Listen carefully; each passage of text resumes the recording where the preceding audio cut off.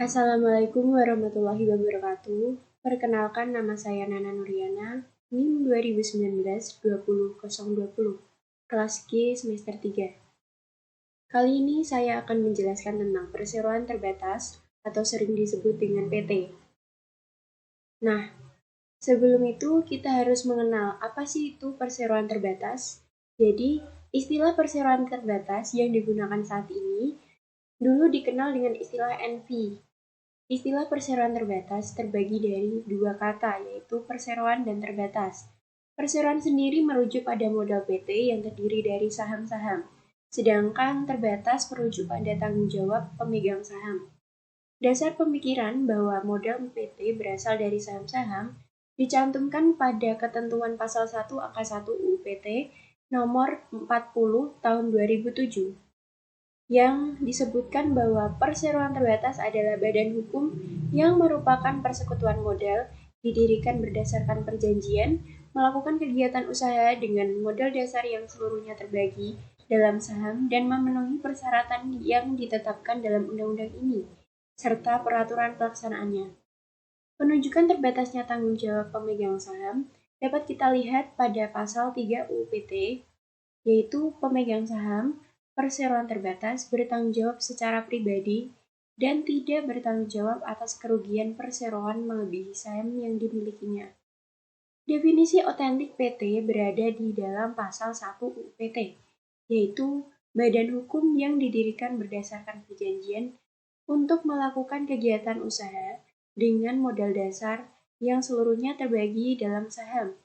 Berdasarkan definisi tersebut, dapat ditarik unsur-unsur PT, yaitu pertama, PT merupakan badan hukum.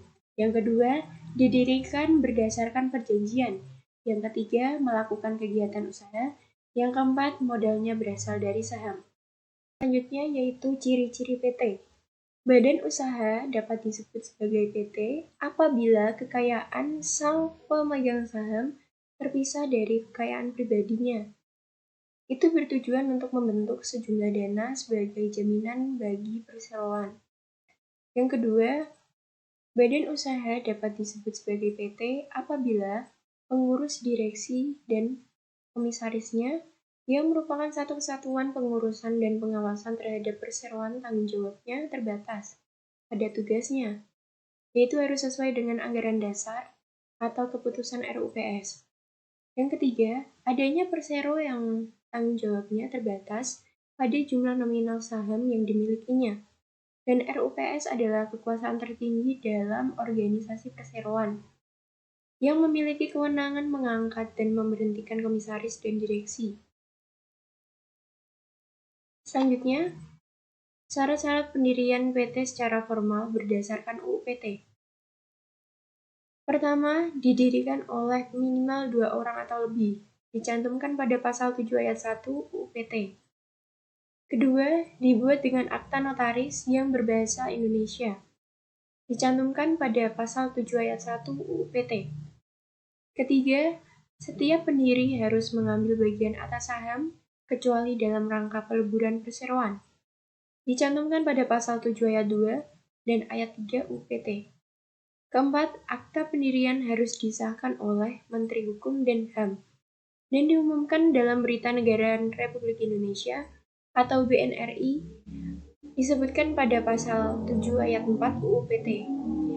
Kelima, modal dasar minimal sejumlah 50 juta rupiah dan modal disetor minimal 25% dari modal dasar, disebutkan pada pasal 32 dan pasal 33 UU PT. Selanjutnya, struktur kepengurusan perseroan adalah adanya direktur minimal 1 orang dan 1 orang komisaris, disebutkan pada pasal 92 ayat 3 dan pasal 108 ayat 3 UU PT. Selanjutnya, pendirian perseroan terbatas. Pengaturan pendirian PT diatur dalam UU PT sebagai konsekuensi dari dianutnya pengertian PT adalah badan hukum yang didirikan berdasarkan perjanjian. Pendirian PT harus dengan akta notaris yang dibuat dalam bahasa Indonesia. Dengan akta inilah dibuat akta pendirian perseroan. Untuk mendapatkan status sebagai badan hukum bagi perseroan, maka para pendiri atau kuasa mengajukan permohonan tertulis kepada Menteri Hukum dan HAM dengan melampirkan akta pendirian. Menurut pasal 7 angka 4, perseroan memperoleh status badan hukum pada tanggal diterbitkannya keputusan Menteri. Pasal 7 ayat 4. Perseroan memperoleh status badan hukum pada tanggal diterbitkannya keputusan Menteri mengenai pengesahan badan hukum perseroan. Setelah akta pendirian disahkan oleh Menteri lalu, direksi harus mendaftarkan akta pendirian beserta dengan surat pengesahan Menteri Hukum dan HAM di kantor Dinas Perindustrian dan Perdagangan. Selanjutnya, yaitu kelebihan dan kekurangan PT. Nah, ini adalah kelebihan PT yang saya rangkum. Yang pertama, adanya kepastian hukum menimbulkan dampak positif terkait dengan kelangsungan perseroan. Yang kedua, mempermudah investor dalam memindahkan hak milik atas perseroan dengan cara menjual saham pada orang lain.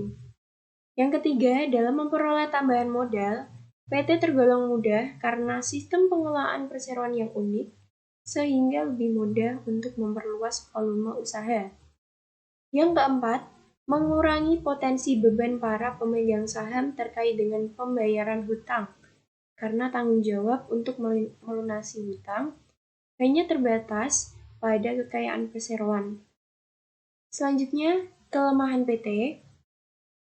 Yang pertama, pembentukan PT membutuhkan biaya yang relatif tinggi.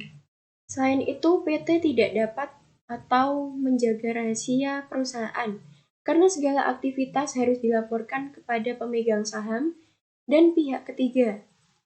Selanjutnya, pendirian PT mempunyai atau membutuhkan waktu yang relatif lama, karena seperti dilakukan administrasi akte notaris, izin-izin mengenai usaha yang dijalankan, itu membutuhkan waktu yang lama.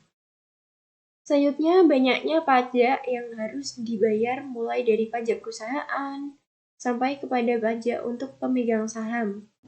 Nah, selanjutnya adalah organ perseroan terbatas menurut pasal 1 ayat 2. Yang pertama, ada rapat umum pemegang saham atau RUPS. Yang kedua, direksi atau direktur. Yang ketiga, yaitu Dewan Komisaris. RUPS sendiri dicantumkan pada pasal 1 ayat 4 UU PT. RUPS memegang kekuasaan tertinggi karena segala wewenang yang tidak diserahkan kepada direksi maupun komisaris ini yang memegang RUPS. Yang selanjutnya, direksi dicantumkan dalam pasal 1 ayat 5 UU PT. Direksi ini adalah orang yang bertanggung jawab penuh atas pengurusan untuk kepentingan dan tujuan perseroan serta mewakili perseroan. Selanjutnya, Dewan Komisaris. Menurut pasal 1 ayat 6 UU PT, Dewan Komisaris inilah adalah yang bertugas melakukan pengawasan secara umum dan khusus sesuai dengan anggaran dasar, yang memberikan nasihat kepada direksi untuk menjalankan perseroan. Nah, ini adalah contoh-contoh perseroan terbatas yang sudah familiar di kalangan masyarakat, yaitu yang pertama ada PT 2 Kelinci. Nah, yang kedua, siapa sih yang nggak tahu Pertamina? Nah, ini semua orang tahu. Yang ketiga ada Indofood, PT Indofood ini. Nah, sekian dari presentasi saya, kurang lebihnya mohon maaf. Wassalamualaikum warahmatullahi wabarakatuh.